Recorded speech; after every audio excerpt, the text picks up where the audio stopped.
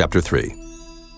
Now these are the nations which the Lord left, to prove Israel by them, even as many of Israel as had not known all the wars of Canaan.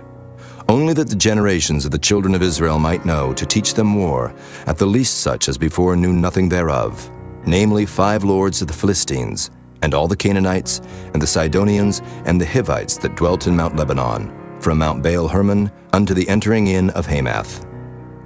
And they were to prove Israel by them, to know whether they would hearken unto the commandments of the Lord, which he commanded their fathers by the hand of Moses. And the children of Israel dwelt among the Canaanites, Hittites, and Amorites, and Perizzites, and Hivites, and Jebusites. And they took their daughters to be their wives, and gave their daughters to their sons, and served their gods. And the children of Israel did evil in the sight of the Lord, and forgat the Lord their God, and served Baalim and the groves. Therefore the anger of the Lord was hot against Israel, and he sold them into the hand of Cushan-Rishathaim, king of Mesopotamia. And the children of Israel served Cushan-Rishathaim 8 years. And when the children of Israel cried unto the Lord raised up a deliverer to the children of Israel, who delivered them, even Othniel the son of Kenaz, Caleb's younger brother. And the Spirit of the Lord came upon him, and he judged Israel and went out to war. And the Lord delivered Cushan-Rishathaim, king of Mesopotamia, into his hand. And his hand prevailed against Cushan-Rishathaim. And the land had rest 40 years, and Othniel, the son of Kenaz, died. And the children of Israel did evil again in the sight of the Lord. And the Lord strengthened Eglon, the king of Moab, against Israel, because they had done evil in the sight of the Lord. And he gathered unto him the children of Ammon and Amalek, and went and smote Israel, and possessed the city of palm trees. So the children of Israel served Eglon the king of Moab 18 years. But when the children of Israel cried unto the Lord raised them up a deliverer, Ehud the son of Gera, a Benjamite, a man left-handed. And by him the children of Israel sent a present unto Eglon the king of Moab. But Ehud made him a dagger which had 2 edges, of a cubit length, and he did gird it under his raiment upon his right thigh. And he brought the present unto Eglon king of Moab. And Eglon was a very fat man.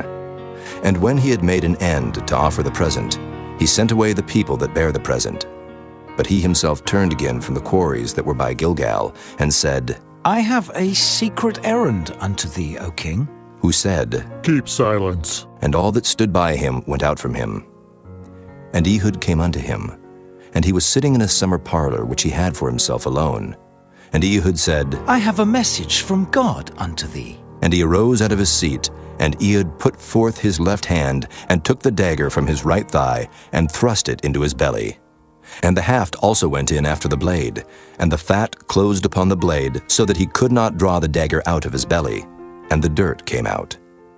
Then Ehud went forth through the porch, and shut the doors of the parlor upon him, and locked them. When he was gone out, his servants came.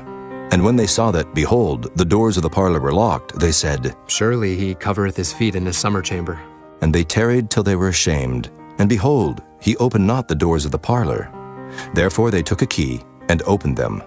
And behold, their lord was fallen down dead on the earth. And Ehud escaped while they tarried, and passed beyond the quarries, and escaped unto Serath. And it came to pass when he was come, that he blew a trumpet in the mountain of Ephraim, and the children of Israel went down with him from the mount, and he before them. And he said unto them, Follow after me, for the Lord hath delivered your enemies, the Moabites, into your hand. And they went down after him, and took the fords of Jordan toward Moab, and suffered not a man to pass over. And they slew of Moab at that time about 10,000 men, all lusty and all men of valor, and there escaped not a man. So Moab was subdued that day under the hand of Israel, and the land had rest 80 years. And after him was Shamgar the son of Anath, which slew of the Philistines 600 men with an ox goad, and he also delivered Israel.